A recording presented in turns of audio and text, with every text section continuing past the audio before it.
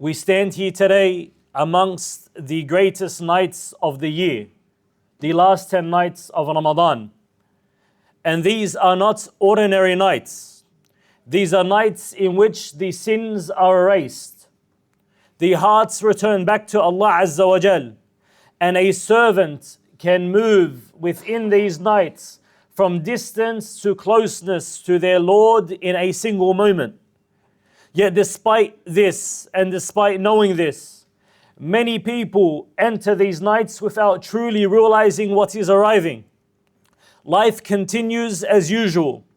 The scrolling on our phones continue. The distractions continue. And we behave as though these nights are like any other nights of the year.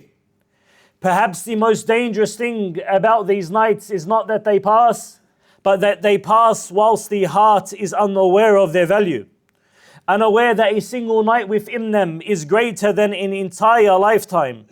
Unaware that this Ramadan may be the final Ramadan in which we see throughout our life. Aisha radiallahu ta'ala anha, the mother of the believers, the wife of the Prophet sallallahu alaihi wasallam, the most beloved of people to him, she says that when Ramadan began, or when the last 10 nights of Ramadan would begin, the Prophet sallallahu alaihi wasallam would tighten his waist belt. He would tighten his belt. And the scholars explain this in two ways. One, that any of the ibadat in which he was doing from the beginning of Ramadan, he would now increase in them. He would do more of them. He would pray more. He would read more Quran. He would do more adhkar. Whatever he could do, he would increase in these last 10 nights. The second is that the Prophet ﷺ would leave off even that which was made permissible for him, such as the intimacy with his wives throughout the nights of Ramadan. And why would the Prophet ﷺ leave off that which Allah Azza wa Jal has made permissible? Because he did not want to waste even a moment of time. He did not want to lose even a small portion of these nights. Not an hour, not half an hour. Rather, he wanted to dedicate every single moment within these last 10 nights to the worship of Allah Azza wa Jal.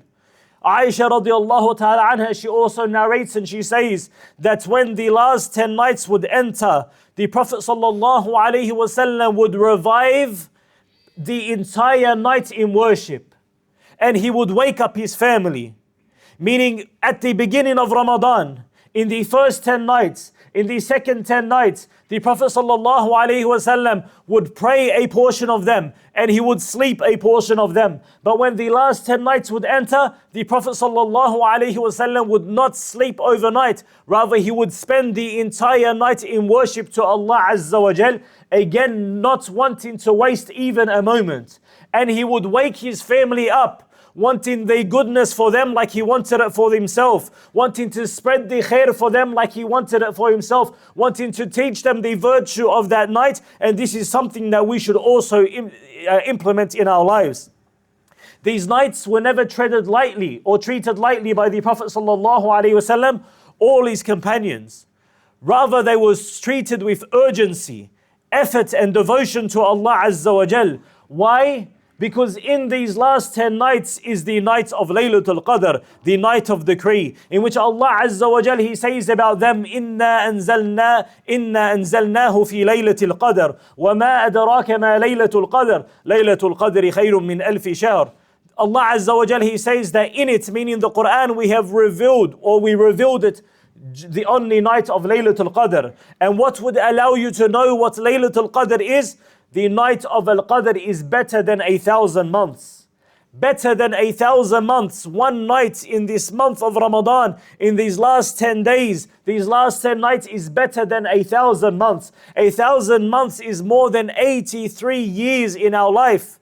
83 years of worship. Imagine being given the reward of worshipping Allah Azza wa Jal for 83 years simply by worshipping Him for one night.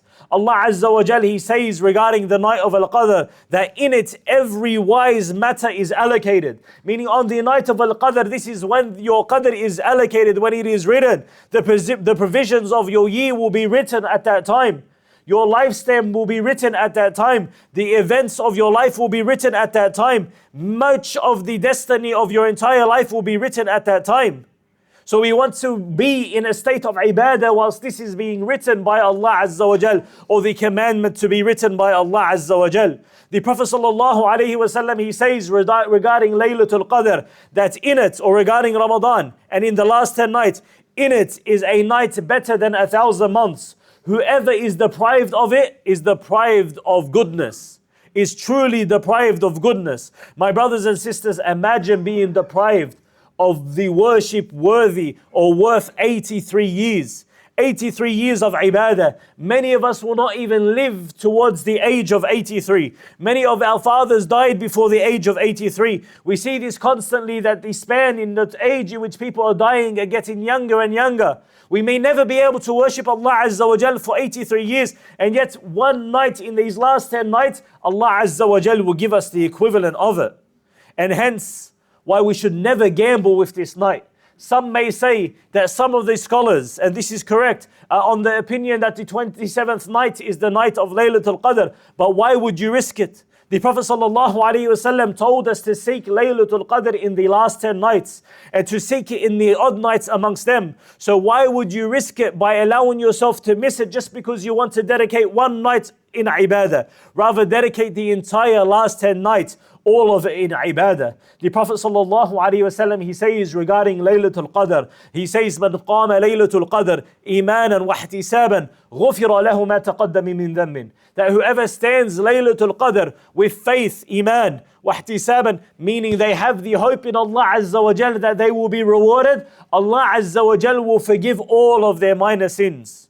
All of their minor sins from standing one night in prayer. So do not waste this time. Imagine a person who owns a business that was told that there is going to be a night or a day throughout the year in which your profits are going to increase by more than 1,000-fold, more than 10,000-fold, more than 100,000-fold. Would a person allow that day to go past? A person would prepare for it.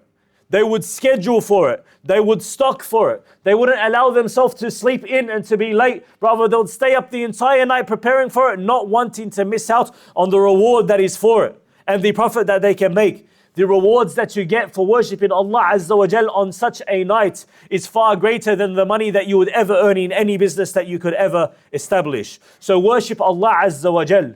Worship Allah Azza wa Jal, and remember that this could be your final Ramadan, and this could be your final chance to receive the rewards of Allah Azza wa Jal on the night of Al-Qadr. Stand before Allah Azza wa Jal on these nights. Even if you are tired, even if you have work in the morning, even if you have responsibilities, give sadaqah to your Lord, give sadaqah to Allah Azza wa Jal. Raise your hands and ask Allah Azza wa Jal. Ask Him for what you want. Ask Him for forgiveness. Aisha radiallahu ta'ala anha, she asked the Prophet sallallahu alayhi wasallam that if I am to meet the night of Laylatul Qadr, what dua should I make? What word should I be saying? He told her to say, Allahumma innaka afoon tuhibbul afwa fa'fu anna. That, oh Allah, you are the one that pardons. You love to pardon, so pardon us. Make this dua on your tongue, memorize it, say it constantly throughout these last 10 nights so that you can meet Allah Azza wa Jal with sins that are erased, with a heart that is healed, with supplications that have been answered, with your rank being raised and your destiny being changed, and you being written from those who are protected from the hellfire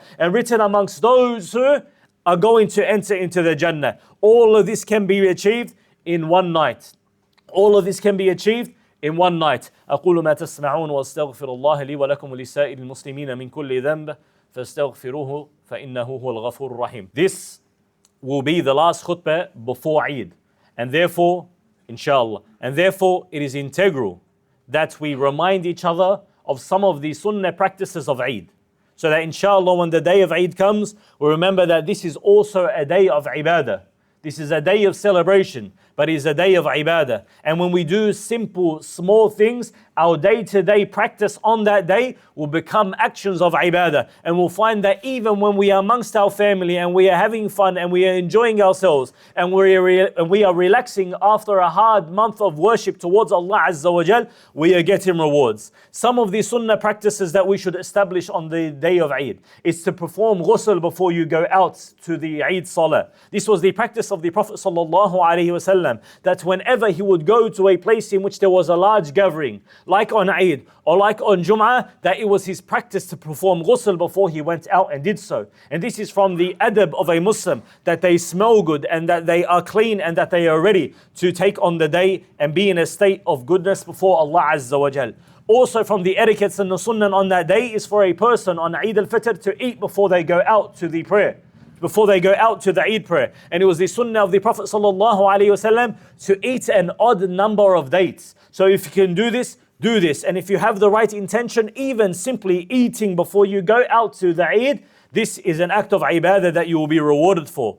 Also reciting the takbir on the day of Eid, from up until the Eid Salah begins. The Prophet Allah Azza wa Jal, he tells us in the Quran, he says that you complete the numbers of days and that you proclaim the greatness of Allah Azza wa Jal, referring to the takbir. For when a person goes on the day of Eid, awaiting the Eid Salah, they should say Allahu Akbar, Allahu Akbar, Allahu Akbar, La ilaha illallah, Allahu Akbar, Allahu Akbar, walillahi alhamd.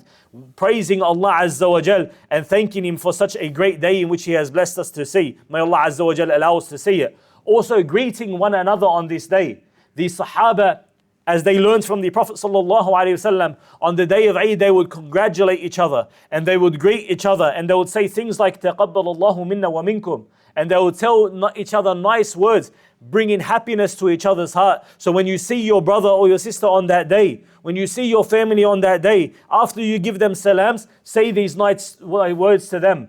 تَقَبَّلَ اللَّهُ مِنَّا وَمِنْكُمْ. You're asking Allah Azza wa Jal to accept for you and for them the good deeds in which they have done. Also from the sunan on the day of Eid is to beautify yourself, to wear the best of your clothing. The Prophet ﷺ was mentioned that he had a special garment that he would wear for the day of Eid. Buy a special garment if you can, or have something in which you reserve for the day of Eid. Wear something that is nice. And buy new clothes. Wallahi, this is an encouragement from me. Buy new clothes for your children if you can afford it. Even if it's something simple, it doesn't have to be extravagant. It doesn't have to be expensive. But allow them to know what? Allow them to know that the day of Eid is different. The day of Eid is special. So every Eid we get new clothes. Every Eid we get new shoes. Every Eid we'll get toys. Every Eid we'll put perfume on. Let them feel special. Treat them like this so that when the celebrations of the kuffar, when the celebrations of the West come, they don't desire it, because the day that you have provided them, the day that Allah Azza wa Jal has set as a celebration and an act of worship, it is better for them and it is nicer for them. Decorate yourself and decorate your children.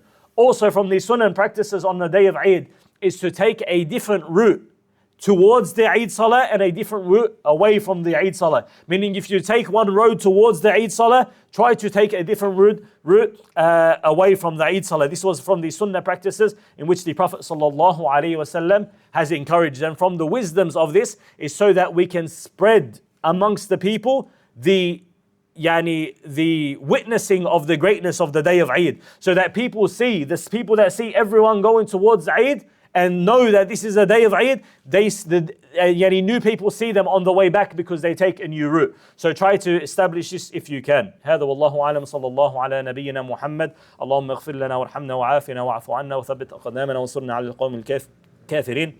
اللهم آتنا في الدنيا حسنة وفي الآخرة حسنة وقنا عذاب النار. اللهم أرنا الحق حقا وارزقنا اتباعه وأرنا الباطل باطل وارزقنا اجتنابه. اللهم صل على محمد وعلى آل محمد كما صليت على إبراهيم وعلى آل إبراهيم، وبارك على محمد وعلى آل محمد كما باركت على إبراهيم وعلى آل إبراهيم في العالمين إنك حميد مجيد.